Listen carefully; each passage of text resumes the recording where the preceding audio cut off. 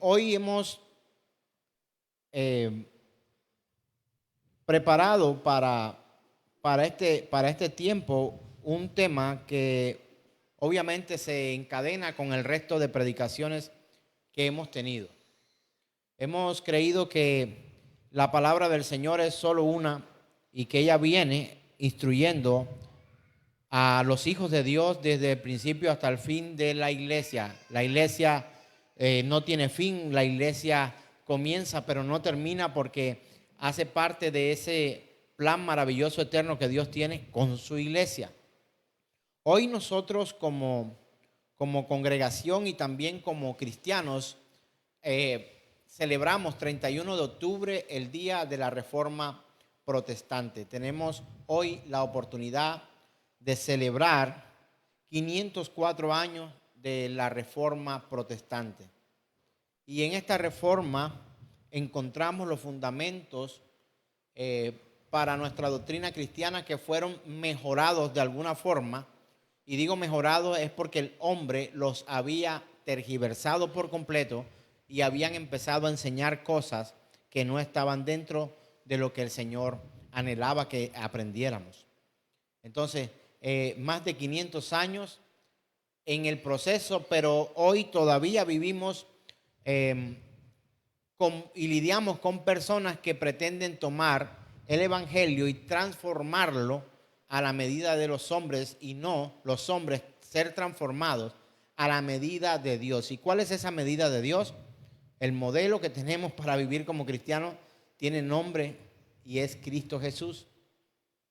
Entonces, pregunté hace unos días si considerábamos que la iglesia de hoy necesitaba una reforma protestante. Muchos dijeron que sí, pero luego explicamos por qué realmente la iglesia no necesita una reforma, sino que los que necesitamos ser reformados somos nosotros. Porque hemos vivido y hemos tratado de tomar la palabra para que ella se acomode a nosotros y no nosotros vivir de acuerdo a la palabra. Venimos hablando pues los últimos 3 temas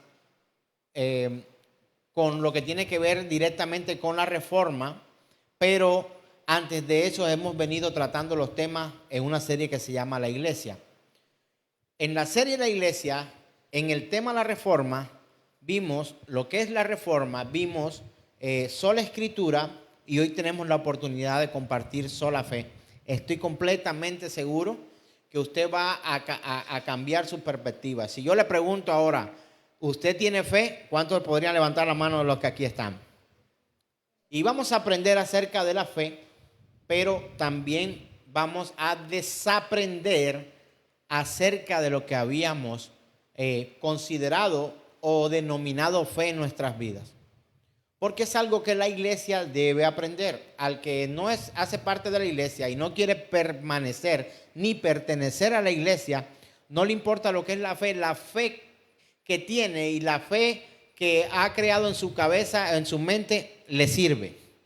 Esa fe le sirve. Pero resulta que no es cualquier tipo de fe. Y quiero empezar haciendo mención de un texto que tomé literal de la enseñanza de José Pepe Mendoza, un escritor reformado que escribió un libro que se llama 5 solas verdades que cambian vida. Y esta porción de este texto de hombre, no es la Biblia, mientras leía esto aprendí algo por parte del escritor José Pepe Mendoza y quiero compartirlo con ustedes de manera literal y lo voy a leer. Justificación es solo por la fe. Las palabras con el paso del tiempo experimentan muchas mutaciones. Por ejemplo, entre las primeras tenemos la palabra semáforo, usada a mediados del siglo XIX para representar el género de insectos lepidópteros de la familia de los nocturnos. Creo que estamos hablando como una especie de libélula o algo así. Y no fue solo hasta 1970 que esta palabra cambió para referirse, imagínense usted esto, cambió para referirse al aparato electrónico de señales luminosas para regulación de la circulación según la RAE, Real Academia de la Lengua Española. Resulta que la palabra semáforo no es la palabra que hoy nosotros conocemos como semáforo. Y me impactó muchísimo esta apreciación del pastor José Pepe Mendoza, porque yo no tenía ni idea que la palabra semáforo antes pudiera tener una connotación diferente a la que tiene. Es semáforo y punto. No hay más nada que inventar, no hay más nada que decir. Semáforo es semáforo y se acabó. Pero la historia del hombre en la tierra ha tenido una evolución tanto en la forma de vida como en la forma de comunicarnos. Por eso hoy hay quienes quieren aplaudir que la iglesia siga virtual y que podemos ser parte de la iglesia a través de las redes sociales, y sencillamente llegará el momento en que la iglesia será solamente virtual. Y yo me opongo como administrador de los dones que el Señor me ha dado para enseñar la Escritura, y para mí, como administrador de esta congregación y como administrador de una misión en Colombia que nos permite plantar congregaciones, que no puede cambiar su razón de ser de congregación. Cuando uno está en casa viendo la tele o viendo, no sé, ahora podemos compartir lo que vemos en nuestro celular y ponerlo en la pantalla de nuestra TV como si estuviéramos viendo un programa de televisión directo. Tú compartes la pantalla de tu smartphone con tu pantalla digital y te aparece ahí la transmisión como si vieras televisión. Yo lo hago en casa muchas veces para estudiar. Recibo clases a través de un sistema tecnológico como eso. Pero entender, la congregación está hoy sufriendo un cambio en lo que es el fundamento para lo cual Dios la creó. Tú te encuentras con alguien y le dices, mira, ¿cómo estás? No, bien, oye, no te he visto más en la iglesia. No, pero yo me congrego. ¿Dónde te congregas? No, yo me congrego en la iglesia tal. O vamos a poner en Generación de Fe. Oye, sí, pero yo voy allá y no te veo. Y no, lo que pasa es que yo soy un miembro virtual. Eres miembro de la plataforma virtual de la iglesia Generación de Fe, o de la congregación Generación de Fe, que hace parte de la iglesia, o que los que estamos en la posición de enseñar, estamos tratando que de los que vengan a este lugar sean parte de la iglesia de Cristo. Porque tengo que aclarar una vez más, no todo el que viene a la congregación hace parte de la iglesia. Y mucho menos todo aquel que se congrega. Puede que haya gente que por situaciones de la vida se conecta y no puede venir acá y hace parte de la iglesia. Y hay gente que viene al templo y no hace parte de la iglesia. ¿Y quién destina o quién dice que sí o no está en la iglesia? No lo digo yo, lo dice la Escritura, lo vimos la semana pasada. La autoridad máxima del cristiano no es el pastor o el autodenominado apóstol o profeta, o como quiera llamarlo en este tiempo. La autoridad máxima para guiar la congregación y la iglesia del Señor es la palabra de Dios. Y podría haber debate en cuanto a esto, porque usted me podría decir, no, pastor, yo no estoy de acuerdo con usted, porque yo creo que el Espíritu Santo es el fundamento para la iglesia del Señor. Pero lo que pasa es que el Señor, en su plena y perfecta sabiduría, y conociendo el tiempo pasado, presente y futuro, sabe que hay gente que se iba a adueñar de la palabra de Dios diciendo que hablaba en nombre del Señor y no lo haría. Hay gente que hoy dice que es el Espíritu Santo venir y vomitarse a un altar. Es el Espíritu Santo. O que se levanta y empieza a dar vueltas y brincar. Eso es el que está tomado por el Espíritu Santo. Yo no voy a asegurar que no es el Espíritu Santo.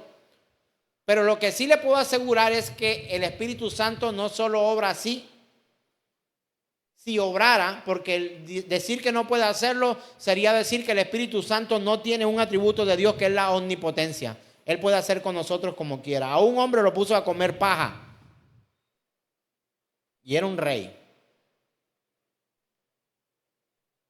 Un día tomó una burra y le habló a un profeta. En vez del profeta hablarle a la burra le habla al profeta. O sea, decir que no se puede, decir que no es así, sería yo tratar de limitar el poder de Dios sobre la tierra y sobre todo el universo. No puedo hacer eso.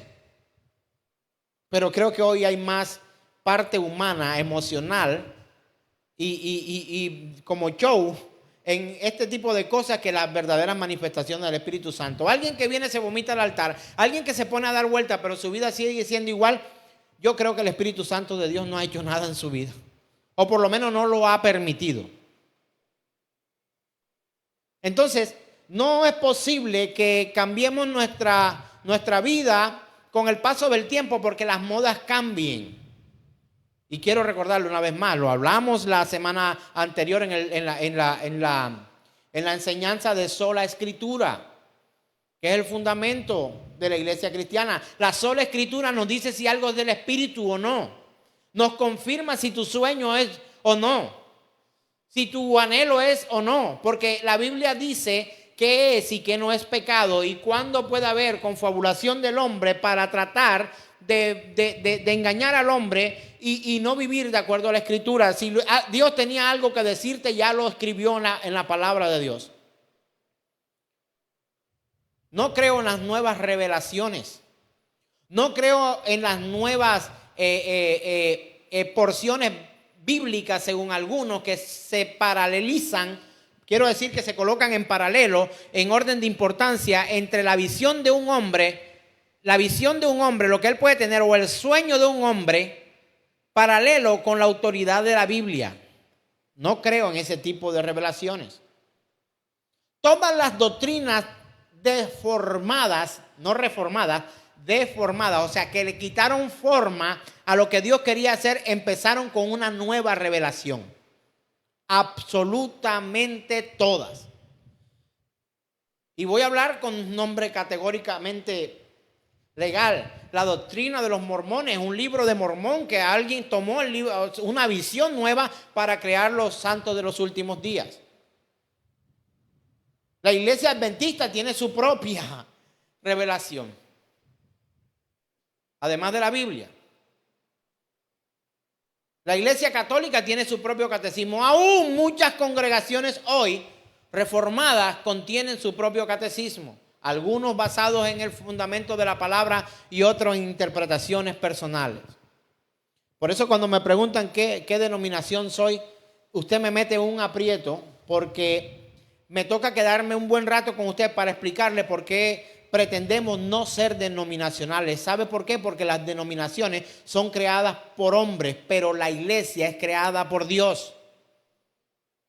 Entonces es muy difícil hoy decirle, es que somos, vamos a meterlos con los que seguramente no se ofenden, porque si tomo los nombres de los otros, seguro que sí se van a ofender. Yo no puedo decir soy bautista, soy calvinista, existen hoy. Soy reformado, soy presbiteriano, soy luterano, porque considero que la palabra de Dios es la consigna máxima que cualquier hombre de Dios o persona, mujer, niño, joven que crea en el Señor debería tomar para que dirija su propia vida. Entonces por eso considero que como la palabra del hombre, escuche bien, la palabra del hombre con el tiempo cambia. ¿Usted sabía este dato que le he dado, que la palabra semáforo se refería antes a insectos? Pues yo quedé muy sorprendido al leer a José Pepe Mendoza. Y me ha enseñado muchísimo al leer este libro. Y hasta 1970, estamos en el año 2021, saque la cuenta, no tiene 100 años, tiene solamente 21 más 30, tiene 51 años de haber cambiado apenas. Aquí hay gente con más de 51 años. Levante la mano. Ah, no, quédese quieto. O sea, después que usted nació, todavía la palabra semáforo significaba otra cosa. Pastor, pero usted, ¿por qué ahora vino a hablarnos de español y de lenguaje y de cómo han cambiado las palabras? Porque es que hoy te voy a hablar de algo que se llama sola fe. Y la fe, como hoy la conocemos y como muchos dicen tener, no es la misma fe de la que habla la Escritura para muchos. Nos encontramos, por ejemplo, con palabras como disquetes, cassettes, que usted le dice a un joven ahora de 12 años, mira, yo tengo unos cassettes colocados allí en el estante, hazme el favor traerlo, te va a decir, ¿eso qué es? No sé qué es esa cosa. O no, están al lado de los disquetes, mucho menos, no entiendo. Si acaso el CD. Ahora es USB, micro USB, el chip, el no sé qué, y vendrán otras cosas que serán mucho más avanzadas que esa, pero las palabras que antes eran no significan lo mismo hoy. Muchas de ellas. Esta es solo la introducción para darle una víspera de lo que quiero predicarle acerca de la fe. Porque la palabra fe también ha experimentado cambios con el paso del tiempo. Todavía mantiene la idea, según la RAE, del conjunto de creencias religiosas. ¿Sí o no? Así la conocemos hoy, así está. Vaya al Google, al Evangelio según San Google y busque según la RAE qué significa fe, conjunto de creencias religiosas. Pero el Evangelio de según San Google no es el mismo Evangelio según la Biblia. Y la palabra fe no significa lo mismo en la Escritura. Con el solo hecho de pensar y que creyó Abraham a Jehová, al Señor, y le fue contado por justicia, y después dice que fue llamado amigo de Dios, no tiene nada que ver con la fe que muchos hoy profesan. ¿Tiene fe? Todos los que están acá levantaron la mano y dijeron que sí. Y ahora le pregunto, ¿tienes la fe como la de Abraham? Ups.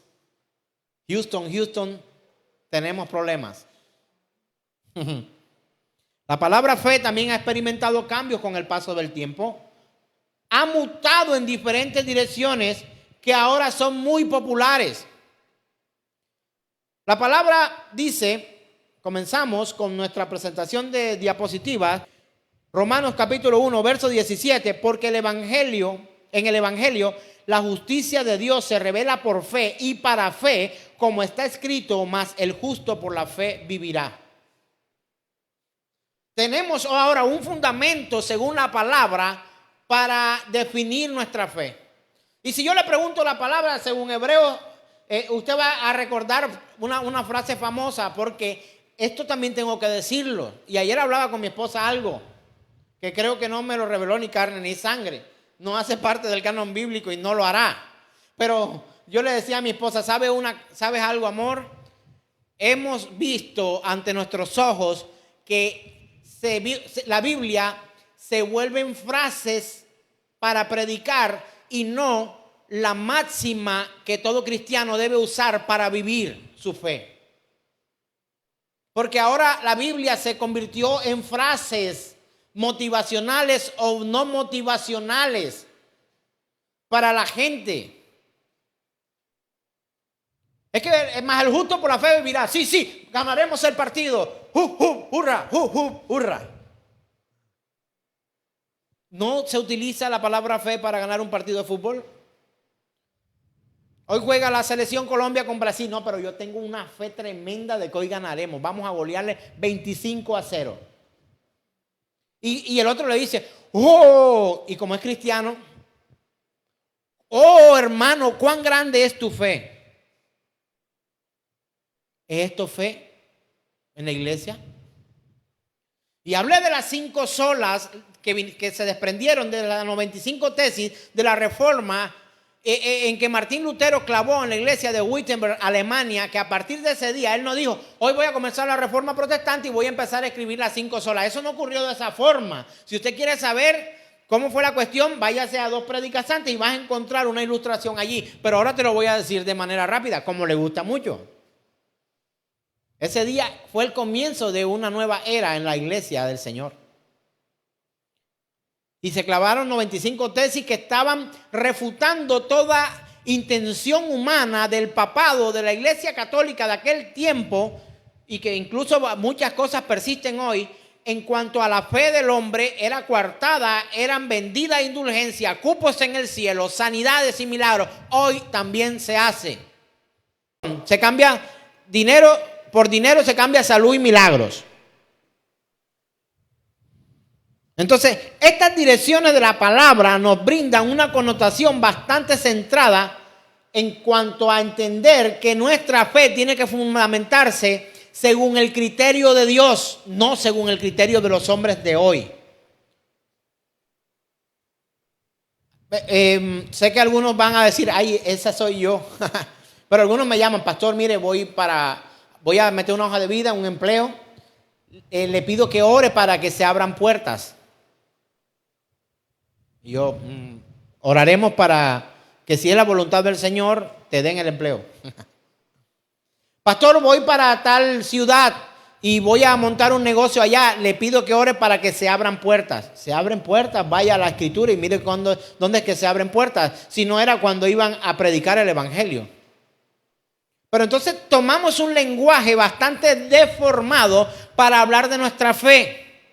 Pastor, pero es que usted sabe lo que yo quiero decir. Pues con un hombre con un trastorno obsesivo compulsivo como yo, no. Porque yo, perdónenme, no soy más estudioso que usted, creo, por capacidades, sino por disposición quizá. Pero yo leo y yo le doy significado a las palabras que salen de la boca de la gente. Ay, pastor, pero usted me entendió. No, yo no te comprendo lo que tú quieres decir. Porque si tú me dices que abres puertas, lo primero que yo me imagino en mi vocabulario es que vas a ir a abrir una obra para predicar el evangelio en otra ciudad. Pero no tiene nada que ver con esto. La palabra fe se ha deformado terriblemente en la iglesia de hoy.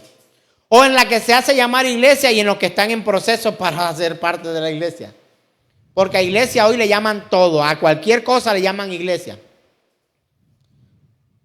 Estoy seguro que si me encontraría con algunos amigos me dijeran, pero ya párale. Ya no siga diciendo esas cosas, ya sabemos, somos pecadores, vamos a ir al infierno.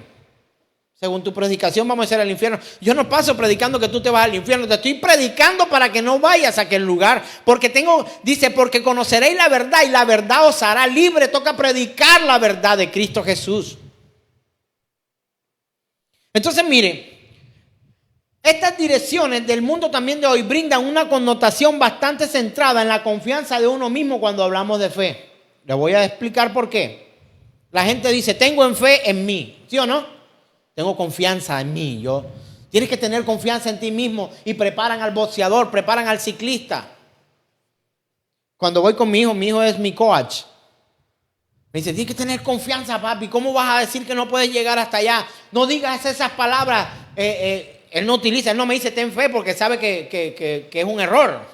O sea, si se va a meter un problema conmigo, entonces la ruta en vez de convertirse en una ruta ciclística, se va a convertir en una predicación de 80 kilómetros.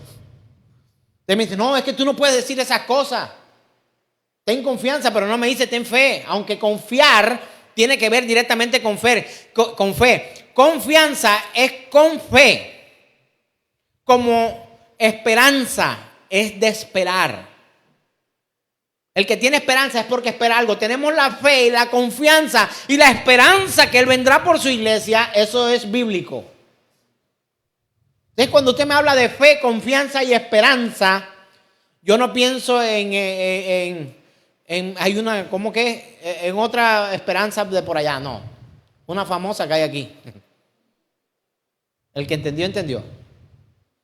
O esperanza como que yo sé cómo voy a hacer las cosas y que Dios me va a dar la capacidad para cuando esté aquí en el altar poderle predicar todo. No, espérate, tú lo que estás haciendo es un imprudente. Si no preparas tu tema, ¿cómo vas a salir tú con tu cuento de que pasé al altar y el tema que iba a predicar no lo prediqué porque me tomó el Espíritu Santo y sin abrir una hoja de la Biblia Él me llevó para predicar todo lo que tenía que predicar? ¿Cómo es posible que este tipo de cosas pasen? Hoy pasa en las congregaciones. Hay gente que he visto que llegan y cierran la Biblia. ¡Prac! Hoy no voy a predicar con la Biblia. Hoy es solo espíritu. ¡Wow! ¿Desde qué perspectiva tienen su fe fundamentada? Desde solo espíritu. Y dentro de la Reforma Protestante, en las 5 solas no aparece solo espíritu. No sé si usted se sabe o ha aprendido qué son las 5 solas. Sola escritura, sola fe, solo Cristo, sola gracia y solo a Dios la gloria. Pero no es solo espíritu, o solo yo, o solo nosotros, o solo etcétera. Y hablé de 14 solas en la predicación anterior, en la enseñanza anterior, y no aparece. Solo yo no aparece. Porque solo yo no es iglesia del Señor. ¿O solo ellos? No, no aparece porque no es iglesia del Señor. ¿O solo nosotros, para decir que solo nosotros nos salvamos a través de nuestra opinión y de nuestra doctrina, no bíblica, sino humana, porque entonces estaríamos convirtiéndonos en secta? El principio sectario más productivo o más evidente y demarcado, era la palabra que estaba buscando, evidente y demarcado, es que dicen que solamente ellos tienen opciones para salvarse. O sea, si tú no vienes a Generación de Fe, no te vas a salvar. Yo estaría convirtiendo nuestra congregación en una secta. Porque yo no puedo decir que son los que vienen y se congregan aquí. Se salvarán. Sería esto una secta. No es una secta. No somos una secta. Entonces, mire, este concepto de fe basa la confianza en uno mismo. Tengo fe en mí. O se refieren a cierto anhelo o buen deseo incluso potenciado para que de alguna manera se cumpla en realidad. Ten fe que aquello pasará. No ten fe que te van a dar ese empleo. Tú que sabes. Pastor, ten fe que esa enfermedad que tienes se te va a quitar. No sé. Si yo le dijera, estoy enfermo, quisiera que oraran por mí. Usted no quisiera decirme a mí, pastor, tenga fe que Dios lo va a sanar. Usted quiere eso, pero eso no es la fe fundamentada en la Escritura. La fe fundamentada en la Escritura es que usted le pida al Señor que si es su voluntad, venga sanidad sobre mi vida. Y venga, yo creo que usted estaba pensando en un cáncer o una cosa muy tremenda. Yo estaba pensando en una gripe. Pero si una gripe me deja en casa para no ir a una ruta de ciclismo que hacemos, porque el Señor ese día le plació agriparme para que no saliera en bicicleta y dejarme en casa para que la mula que se iba a accidentar no me aplastara, entonces usted diría, Señor, enférmalo de gripe. ¿Sí o no? A los que me aman, no. Otros dirían, que se sane, Señor, vaya a su retica y que la mulita pueda hacer lo mismo que hizo la burra de Balán. Que la mula haga su trabajo. No, estaré vivo y tú estarás vivos, porque quien tiene contados los días en nuestras manos es el Señor. Estaremos vivos hasta el día que Él lo decida. Entonces usted puede tener muy buen deseo, pero eso no significa fe. Yo tengo $100 en el bolsillo para montar un negocio. Tenga fe, pastor, eso le alcanza. Para montar un supermercado,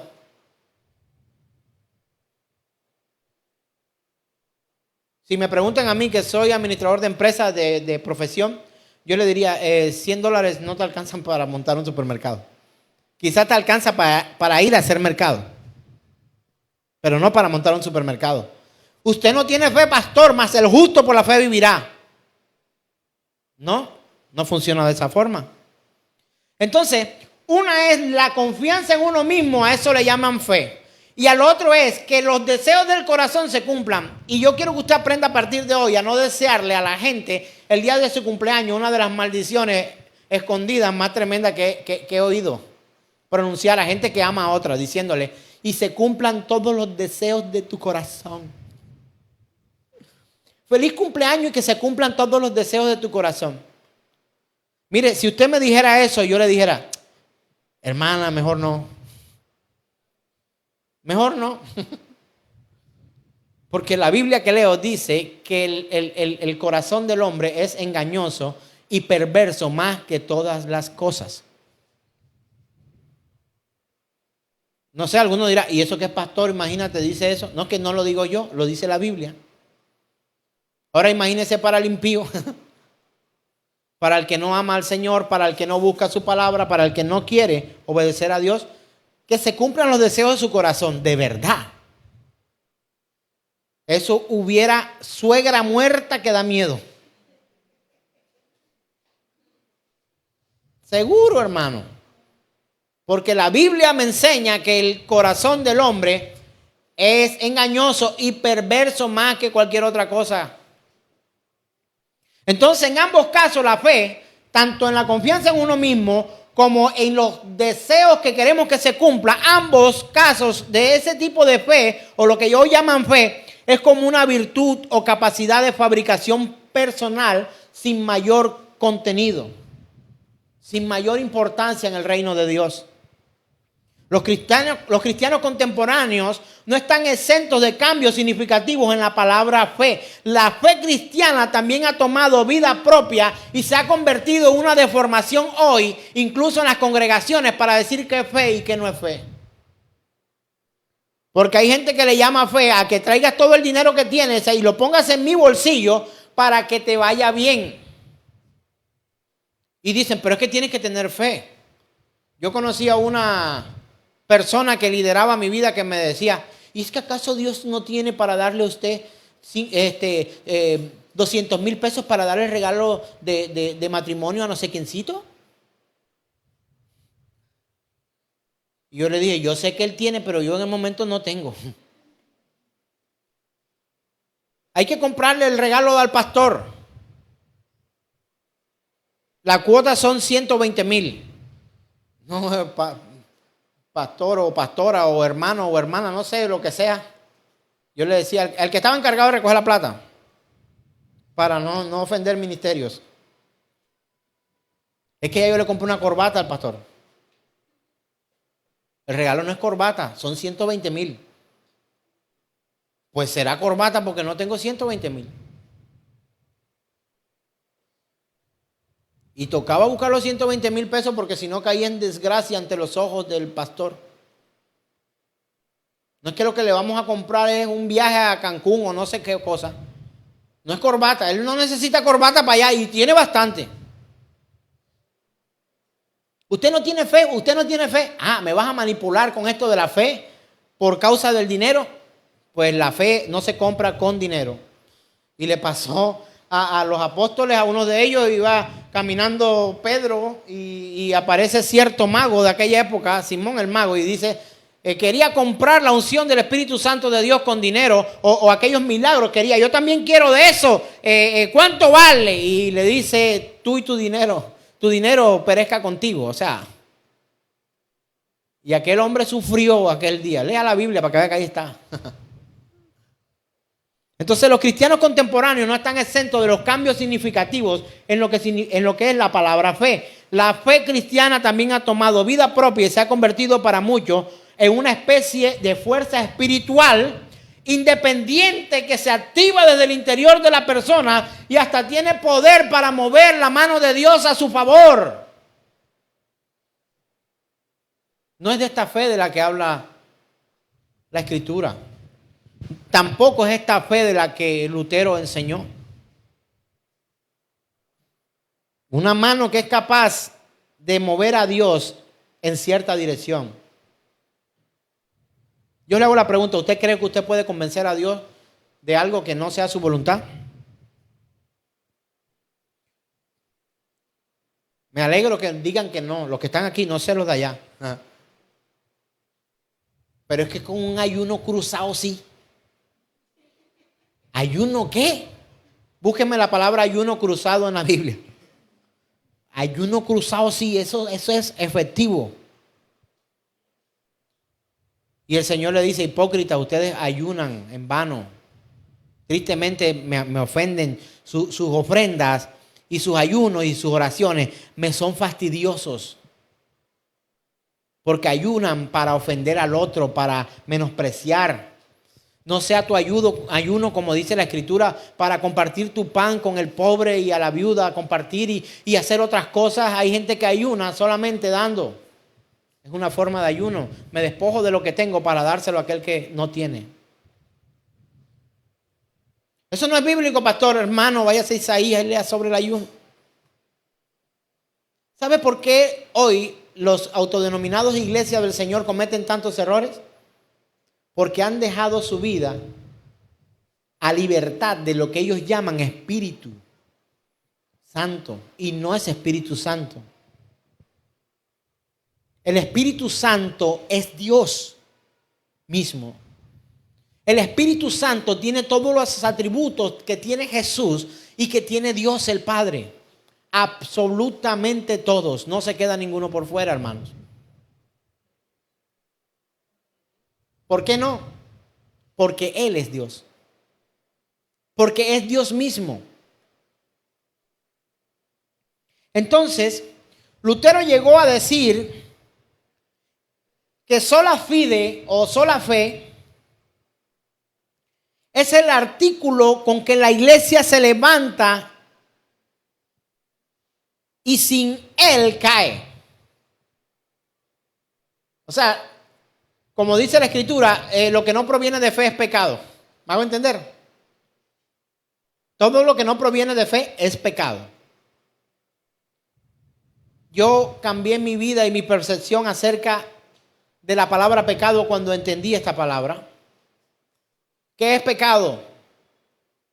¿Matar a una persona es pecado? Alza la mano y pregúnteme, diga para ver si sí o si no. ¿Matar a alguien es pecado? ¿Y por qué David no fue condenado cuando mató a Goliat? Y no me voy a extender con esto, pero pecado es todo aquello que va en contra de la voluntad de Dios. Es errar en cuanto a hacer lo que Dios nos manda. Y fe es, como diría Lutero, es el artículo con que la iglesia se levanta y sin él cae. Esta palabra, esta cita es de José Pepe Mendoza. No es mía, la escribió en su libro. 5 verdades que cambian vida. Entonces, sin embargo, su preocupación, la de Lutero, no radicó en que los cristianos sin fe no vivirían sin poder espiritual o no lo lograrían alcanzar aquellas bendiciones divinas, la tranquilidad anímica y el desarrollo personal. Estoy hablando de esa fe entre comillas. Él no estaba diciendo, no es que tú necesitas fe para estar bueno de ánimo. Pues ciertamente sí. Pero el hecho que estés triste no significa que estás sin fe. Hay cosas que nos causan aflicción. Y no es que no haya fe. Mi padre enferma y me aflige, pero ¿he perdido la fe? Por supuesto que no. Él me da más fe. El Señor me da más fe para creer que puede hacer algo maravilloso en Él, aún si partiera de esta tierra. En cambio, la preocupación tuvo que ver de Lutero con un aspecto central y de mayor importancia, porque de esta verdad depende la relación con Dios y la diferencia entre la vida y la muerte. Porque en el Evangelio, dice la Escritura en Romanos 1:17, porque en el Evangelio, ¿en dónde? La cita que teníamos. ¿En dónde? En el Evangelio es lo que habla de Dios, es lo que trae la verdad de Dios. ¿Qué dice? Porque en el Evangelio la justicia de Dios se revela por fe y para fe. Como escrito está, mas el justo por la fe vivirá. El justo por la fe vivirá. Por eso a Abraham la fe le fue contada por justicia. Tiene que ver el Antiguo Testamento con el Nuevo. Tiene todo que ver. Entonces Lutero habla sobre la sola fide, que significa sola fe. Los reformadores volvieron a las Escrituras y pudieron comprender la realidad de la condenación del ser humano, su separación absoluta de Dios y su incapacidad total para lograr la salvación a través de principios, de medios o de sus propios méritos, sean estos morales o religiosos. Nadie puede salvarse sino por fe.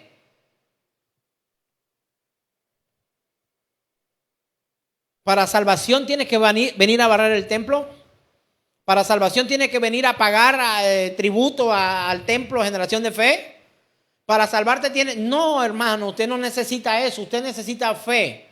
¿Y en quién? En Cristo Jesús y su palabra. En Cristo Jesús y su palabra. Y quien tiene su fe puesta en Cristo Jesús y su palabra, viene el Espíritu Santo de Dios para su vida, para revelarse a través de la Escritura, para confirmar su fe y ser sellado por el Espíritu de Dios. Y algo que se sella queda para siempre. Algo que es sellado por el Espíritu Santo de Dios, le pertenece. Nadie me lo podrá arrebatar de mi mano, dice el Señor Jesús. Por eso cuando me preguntan, pastor, ¿la salvación se pierde? Yo le respondo de esta manera y ojalá la anote, no sé si en una hoja o en su corazón. La salvación no se pierde, se pierde el Salvador, el pecador no arrepentido. La salvación no se pierde. La salvación no se pierde, se pierde el pecador no arrepentido. Entonces Lutero veía, tenía el afán de enseñar a la gente que quería amar a Dios de manera más profunda, que lo más importante no era que pagaran, que hicieran cosas, sino su fe puesta en el Señor y en la Escritura. Ni era un caso de medios propios o medios morales o religiosos. En el caso de Lutero, la conciencia que él experimentó de su propia condenación, la propia experiencia que él vivía. Él estaba metido en un monasterio, él vivía con el clérigo papal, él estaba allí metido con aquellos, él sabía de primera mano lo que pasaba, él se sabía el catecismo de la Iglesia Católica, él vivía metido allí en oración, en ruego, vestía como los de la iglesia y estaban allí, conocía la lectura, sabía leer, escribir, sabía lo que decía la palabra, sabía lo que decía el catolicismo en su catecismo. Pero él decía que experimentaba su propia condenación viviendo en ese modelo de fe. Pero como conocía la palabra, fue a la palabra y entendió que nuestra salvación no depende de nosotros. Depende de la gracia de Dios, depende de nuestra fe en el Señor Jesucristo y depende de nuestra confianza y de conocer a Dios a través de la Escritura y no a través de los sueños de alguien que se nos presenta para pedirnos dinero. La reforma fue algo que cambió la historia de la iglesia. ¿Quién propició la reforma? Pregunto. Martín Lutero fue usado para propiciar la reforma. Pero la reforma la propició el mismo Dios y Señor de su iglesia. Entonces, hermanos y amigos, en sus propias palabras, Martín Lutero escribió este pasaje que le voy a leer textualmente. Aunque vivía como un monje irreprochable, sentía que era un pecador delante de Dios, con una conciencia muy perturbada. No podía creer que mi satisfacción lo apaciguara. No amaba, sí, odiaba al Dios justo que castiga a los pecadores y en secreto, aunque no de forma blasfema, ciertamente murmurando mucho, estaba enojado con Dios. Palabra del mismo reformador Lutero. ¿Usted está comprendiendo lo que este hombre estaba diciendo allí? Que él vivía una fe aparente, pero en su recámara secreta de sí mismo, no en la habitación, él mismo sentía que él era un pecador y que odiaba a Dios porque el Dios de la Escritura condenaba al pecador no arrepentido. Que le parecía un Dios injusto por esto, que castigaba a los pecadores. Que él no lo hacía de forma blasfema, pero ciertamente sí murmuraba mucho y estaba enojado con Dios. ¿Sabe que eso fue bueno en la vida de Lutero? Porque Lutero sabía que estaba perdido, muerto en sus delitos y pecados, y que era un hijo de desobediencia, viviendo y satisfaciendo las pasiones de la carne, un hijo de ira como todos los demás. Y quizás muchos no vuelvan a esta congregación sencillamente porque nos recordamos constantemente de que no merecemos nada. Y si algo tenemos bueno, es porque a Dios le ha placido dárnoslo. Efesios capítulo 2, verso del 1 al 3 dice lo siguiente. Y Él os dio vida a vosotros cuando estabais muertos en vuestros delitos y pecados. Oiga, ese pedazo se le borró a la Biblia a algunos. Efesios 2, 1 al 3, ¿qué dice? Y Él os dio vida a vosotros cuando estabais muertos en vuestros delitos y pecados, en los cuales anduvisteis en otro tiempo, siguiendo la corriente de este mundo, conforme al príncipe de la potestad del aire, el espíritu que ahora opera en los hijos de desobediencia. Cuando yo veo a alguien que dice, no, que yo no necesito la Biblia para predicar, yo hoy lo voy a predicar, pero no solo espíritu sin la palabra, porque el espíritu, la letra mata y el espíritu vivifica. Yo estoy leyéndolos a ellos aquí descritos. Por eso les dije, si alguna vez me escuchó decir que la Biblia que los incrédulos o la gente del mundo lee somos nosotros, y que nosotros somos la Biblia de ellos, déjeme decirle que es un error garrafal.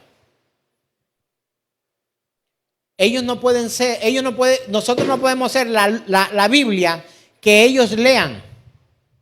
Nosotros tenemos que leer lo que la Biblia dice acerca de ellos. Lo que pasa es que les golpea, hermanos. Entonces, ¿qué dice? En los cuales, Él los dio vida a vosotros cuando estabais muertos en vuestros delitos y pecados, en los cuales anduvisteis en otro tiempo, siguiendo la corriente de este mundo. ¿De cuál mundo? De este. Conforme al príncipe de la potestad del aire, el espíritu que ahora opera. ¿Cuándo opera?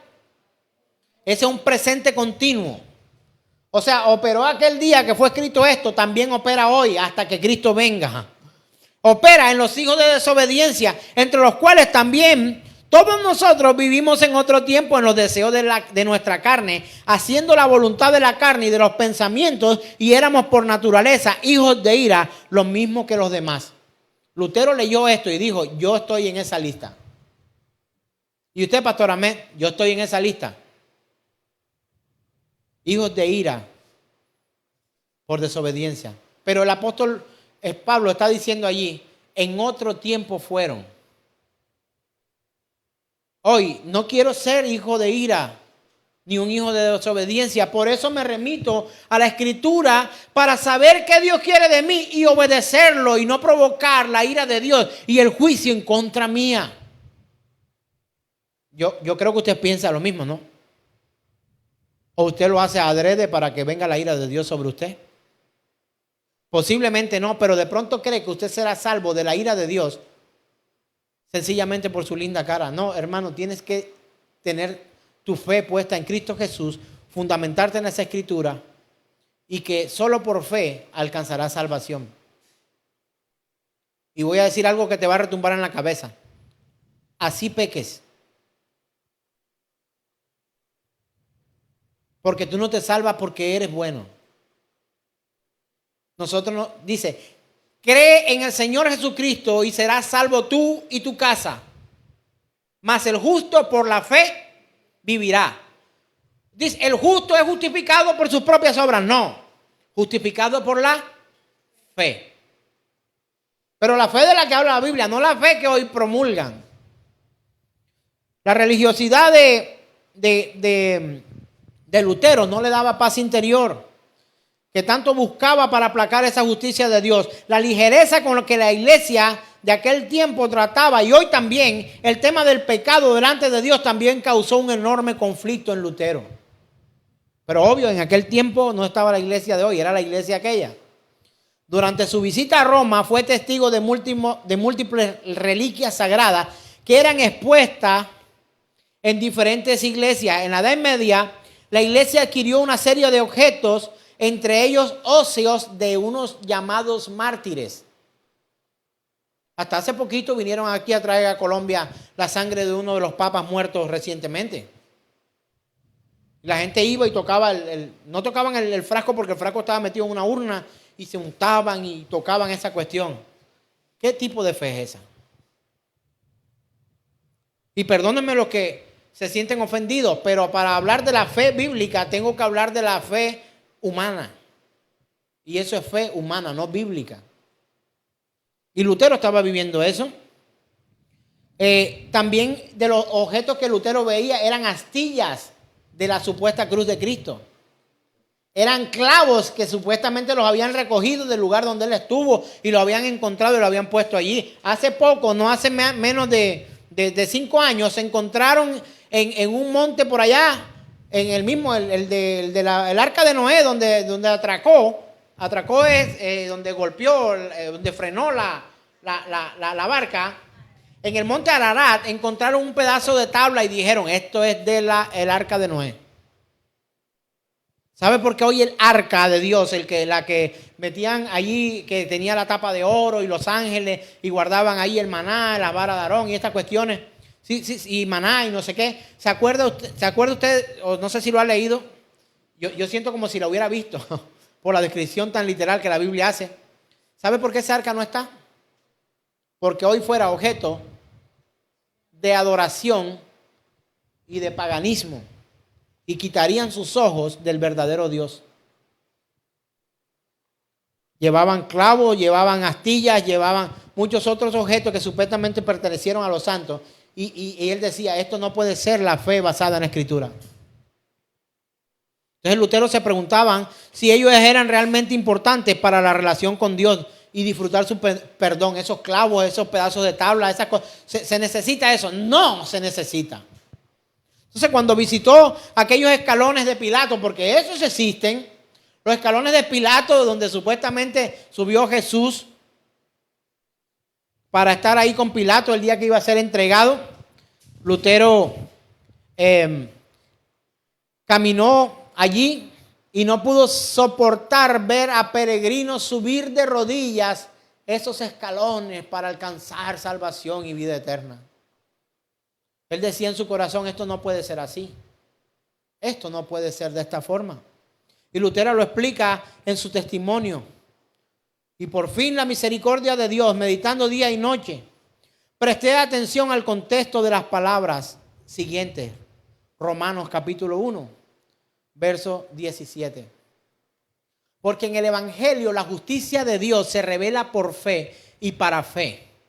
Como está escrito, mas el justo por la fe vivirá.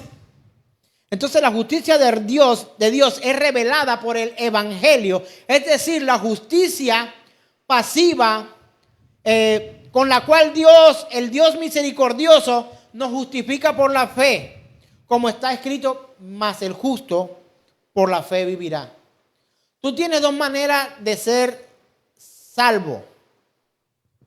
A través de la ira de Dios, cumpliendo toda la ley, y te viene ira, o correr a los brazos de Dios por la gracia con fe. Tú no tienes dos más. O cumples toda la ley,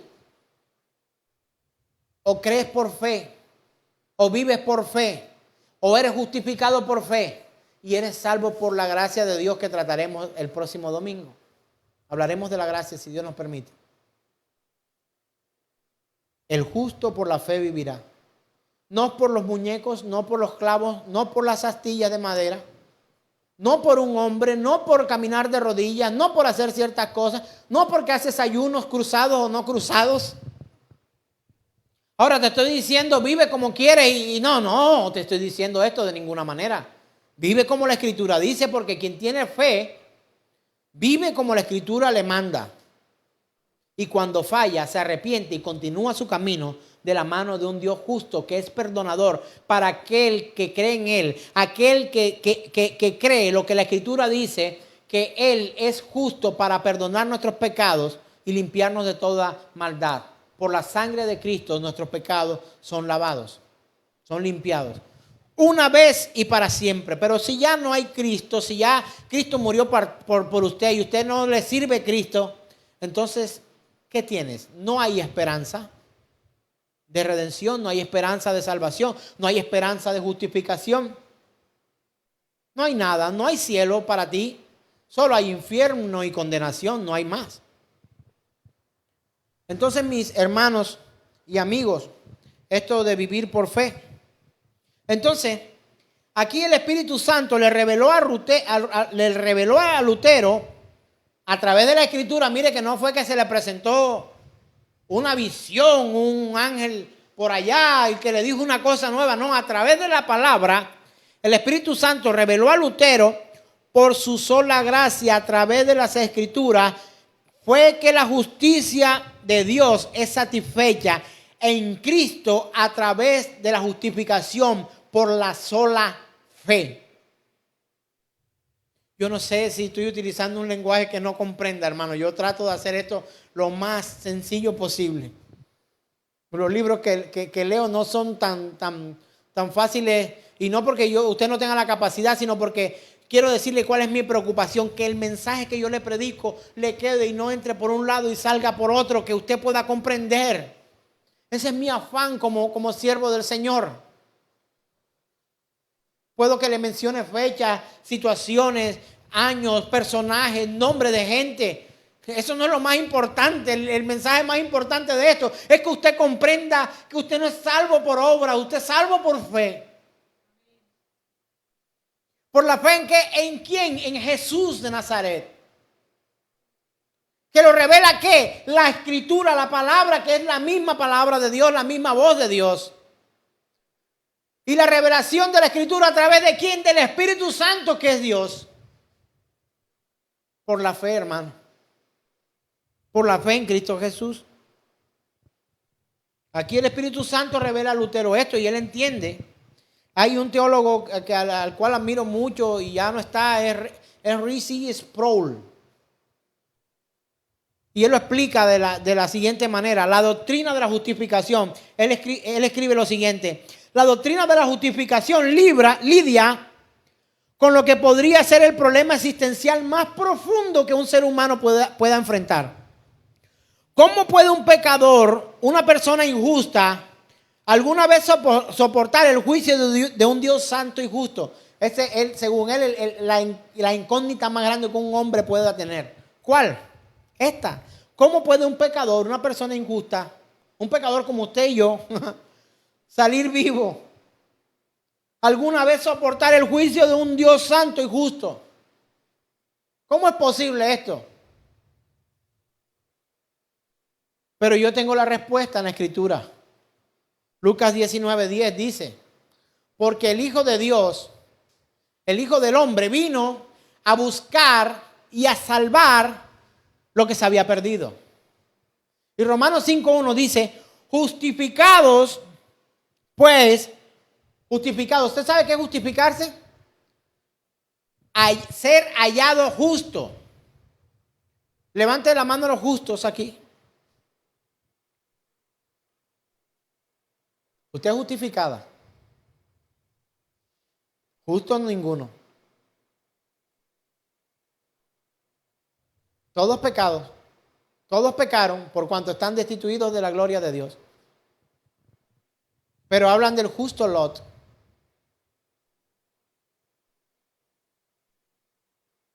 Pero habla de hombres justos. ¿Y por qué llegan a ser justos, mis queridos hermanos? Porque son justificados a través de la fe en nuestro Señor Jesucristo conforme a la Escritura. Romanos 5:1. Justificados pues por la fe, tenemos paz para con Dios. ¿Por medio de quién? De nuestro Señor Jesucristo, porque por quien también tenemos entrada por la fe a esta gracia, sola gracia, en la cual estamos firmes y nos gloriamos en la esperanza que espera de la gloria de Dios. Si usted comprendiera estos dos versículos, hermano, usted podría vivir por fe conforme a la palabra de Dios.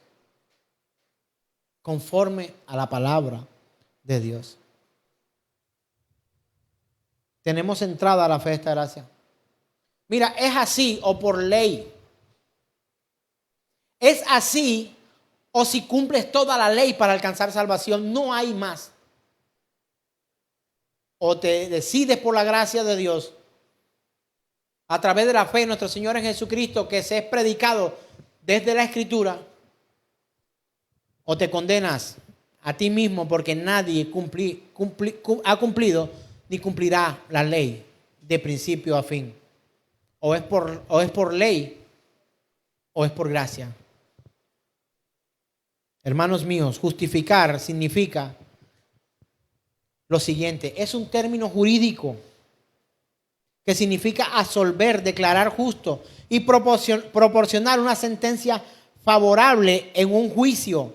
Su extensión como término teológico es el acto de Dios de quitar la culpa y la pena del pecado al mismo tiempo que hace justo a un pecador por medio del sacrificio expiatorio de Jesucristo. Eso es justificación. Es un término jurídico. ¿Y sabe por qué es un término jurídico? ¿Por qué es un término jurídico en la Biblia? Porque Dios es juez. Y no solamente es juez, no son dos palabras, se parecen las palabras, pero no son lo mismo. Y no deberían parecerse ni asemejarse siquiera. Él es juez justo. Es juez como labor y justo por atributo. Yo no sé si usted lo entienda como yo, porque cuando yo comprendo esto en mi vida, mi corazón se vuelve nada. Porque Él es juez justo. Yo no sé si usted lo entiende, hermano. ¿Sabe qué significa que Él sea juez justo? Que tú y yo merecemos la pena de muerte. Pero nos justifica a través de la fe y nos trae a paz para con Dios por medio de nuestro Señor Jesucristo. ¿Alguien ha escuchado que uno de los nombres de Jesús es príncipe de paz? Ay, pero ¿por qué viven en guerra entonces los cristianos y por qué? Es que Él es príncipe de paz, no porque nos da paz a nosotros o porque nos da paz entre un hermano y otro. Eso es tu obligación como hijo de Dios. Es tu deber. Él es príncipe de paz, es llamado príncipe de paz porque vino como hijo de Dios, hijo del rey, a ponernos en paz a nosotros con Dios. No sé si usted sabía esto.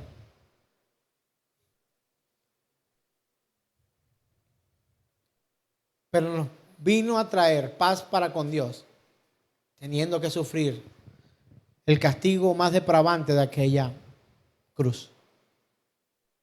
Usted ha visto que a Jesús lo muestran en las películas y lo ponen en los dibujos y estas cuestiones con un trapito que lo cubre. ¿Usted cree que eso fue así?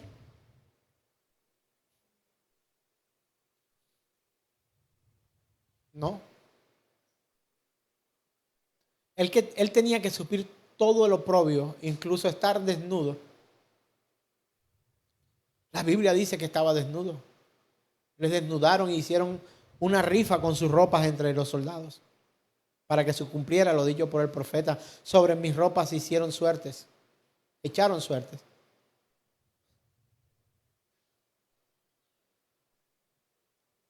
Me compunjo, hermanos, de saber que aún aquellos que han sido violentados sexualmente, cuando yo les digo, Jesús también fue violentado sexualmente, me miran con unos ojos como si algo raro le dijera. Estar crucificado desnudo delante de una multitud es un oprobio sexual.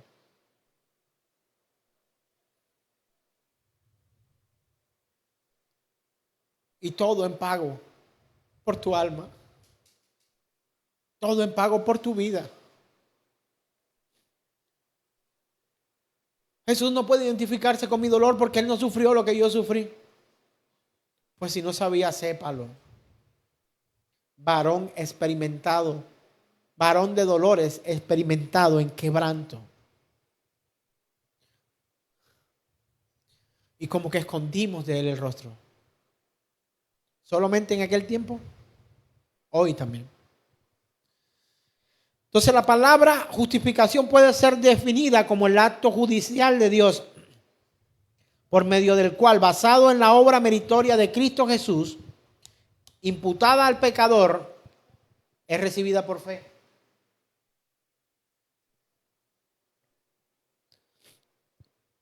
Usted llega delante del juez porque usted hizo algo que está mal y es delito. Y el juez lo mira y dice, tú eres culpable. 5 años de cárcel por el delito que sea. Pero cuando Jesús va a la cruz y por la fe en nuestro Señor Jesús somos justificados, el juez, justo incluso, lee tu tu delito, la imputación de cargos que hay sobre tu vida. Y dice, Él es justo.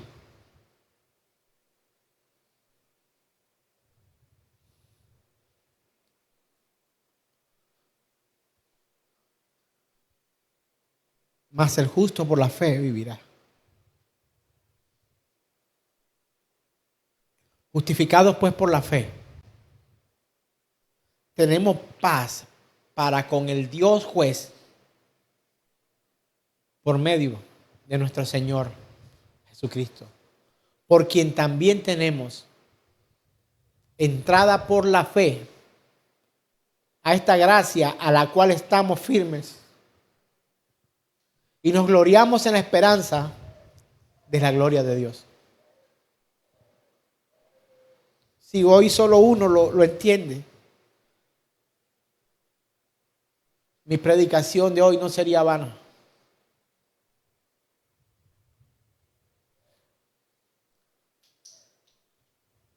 Ya no quisiera ni fondos musicales a la hora de predicar. ¿Sabe por qué? Porque mi intención no es tocar tu emoción, sino tu alma y tu espíritu a través de la predicación del verdadero y santo evangelio de nuestro Señor Jesucristo. Dios es juez justo, tanto de salvación como de condenación. Sigue, por favor. Adelante. Dios es juez justo de salvación como de condenación. Voy a leer solamente así rápidamente. Segunda de Timoteo 4:8 dice, en el futuro me está reservada la corona de justicia que el Señor, el juez justo, me entregará aquel día, y no solo a mí, sino también a todos los que aman su venida. Santiago 4:2 dice, solo hay un dador de la ley y juez que es poderoso para salvar y para destruir. A la gente se le olvida, pero eso ya no está nada en la escritura, a la gente se le olvida que el Dios que tenemos no solamente puede salvar, sino también condenar. Y Santiago 4:12 lo dice, y vamos a leer más adelante otro, dice, solo hay un dador de la ley y juez que es poderoso para salvar y destruir. Pero tú, ¿quién eres para juzgar, para que juzgas a tu prójimo? Pero tú, ¿quién eres que juzgas a tu prójimo? Mateo 10:28 dice, no temáis a los que matan el cuerpo, mas el alma no pueden matar. Temed más bien a aquel que puede destruir el alma y el cuerpo en el infierno. Ese es Dios, y es Dios justo, juez justo. Salmo 75:7 dice, sino que Dios es el juez, a uno humilla y a otro ensalza, enaltece. Salmo 56, y los cielos declaran su justicia, porque Dios mismo es el juez. Y dice luego, silencio. Selah, silencio. Hay un espacio ahí en la obra musical. Salmo 76, del 8 al 9 dice, hiciste oír juicio desde los cielos, temió la tierra y enmudeció al levantarse Dios para juzgar, para salvar a todos los humildes de la tierra. Selah. Isaías 33:22 dice, porque el Señor es nuestro juez, el Señor es nuestro legislador, el Señor es nuestro rey. ¿Y qué más dice? Él nos salvará. Y por eso en el Nuevo Testamento usted encuentra que la Escritura dice, y si alguien necesita abogado, abogado tenemos para con Dios a Jesucristo, nuestro Rey. Aleluya. Entonces, hermano, yo hoy voy a dejar hasta aquí esta sola acerca de la fe. Porque el próximo domingo voy a compartir lo que tiene que ver con la naturaleza de la fe. Y le digo, hermano, si tuvo la oportunidad de recibir por parte de Dios algo de revelación, a través de esta escritura enseñada en esta mañana, no quede ahí. Siga de la mano de Dios. Te voy a pedir que te coloques en pie, por favor, y que le pidamos a Dios que lo que hoy hemos aprendido, que lo que hoy hemos escuchado, pueda quedar en nuestro corazón.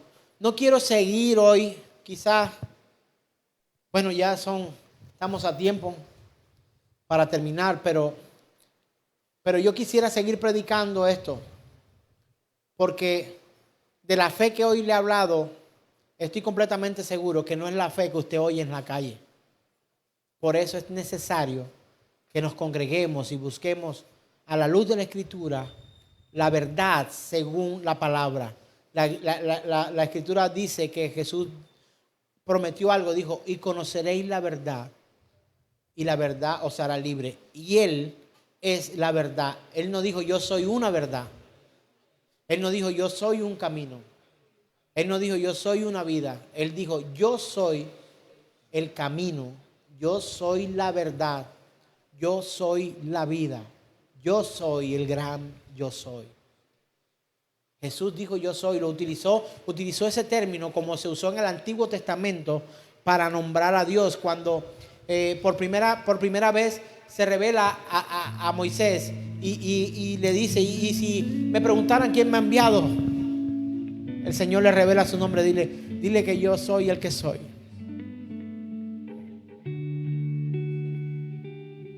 Hermano, que escuchas hoy este mensaje, amigo, que estás apartado o apartada de Dios, quizás la fe que dices tener no es la fe de la que habla la Biblia. Pero este momento no es de condenación. Hoy, ahora, este instante, no sé si el instante que sigue, al yo terminar mis palabras, o no sé si las pueda terminar, porque no sé. Dice que Él vendrá como ladrón, como ladrón, así como llega sin avisar. Y que su aparición será como cuando el relámpago se hace ver, así cuando se ve en el oriente y se refleja al occidente, así será la venida del Hijo del Hombre. Pero usted, querido amigo, si su fe es como la que el mundo enseña, si su fe no está fundamentada en la palabra, si tenemos la oportunidad, si usted se ha apartado de Dios, si tiene la oportunidad de volver a Cristo, la Biblia dice que no te escaparás de su mano, pero harás daño a ti mismo mientras vuelves otra vez a los pies del Señor y a hacer su voluntad. Darás vuelta, te perderás o te extraviarás un tiempo, pero nadie podrá arrebatar de la mano del Señor a uno que Él haya llamado hijo. ¿La salvación se pierde, pastor? No, no se pierde. Se pierde aquel pecador no arrepentido. Mas el justo por la fe vivirá. ¿Puede decir amén donde está? Cuando los discípulos le dijeron al Señor, Señor, aumentanos la fe, no era para hacer cosas más asombrosas y ganar fama a ellos.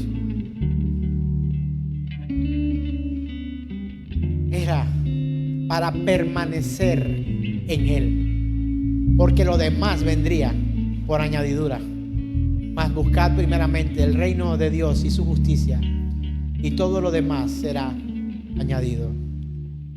Señor, gracias por tu palabra. Ayúdanos, fortalécenos en ti, Señor, y que podamos verte cada día en nosotros, en el nombre de Jesús. Adórale a Él. Oh, mi Señor.